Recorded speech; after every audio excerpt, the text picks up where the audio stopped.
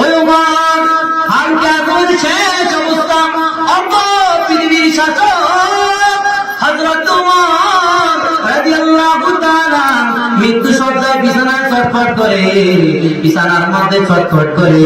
এই মুহূর্তে হযরত ওমর রাদিয়াল্লাহু তাআলা ঢুকে দেখতে মানুষ আসে।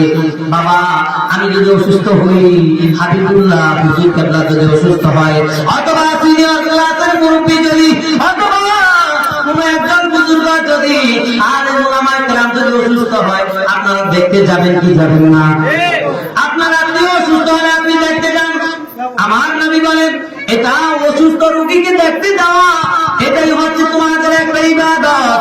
মুসলমানের মধ্যে 6টা হক, তার মধ্যে মুসলমান যখন অসুস্থ হবে তখন ওই মুসলমানের সেবা করা, যদিও সে আমার ব্লাড কানেকশনে রক্তের ভাই না হয়, যদিও সে আমার আপন ভাই না হয়, সন্তান না হয়, ইন্নামাল মুসলিমুনা ইখওয়াতুন, বাতিতের দিক দিয়ে মুসলমান ভাই, এই ভাইকে দেখতে যাওয়া, ভাইয়ের সেবা করা, নবীর সেবা করা, এটা মুসলমানের উপর হক, এটা নবীর সুন্নাহ, এটা ইবাদত। জোরে বলুন সুবহানাল্লাহ।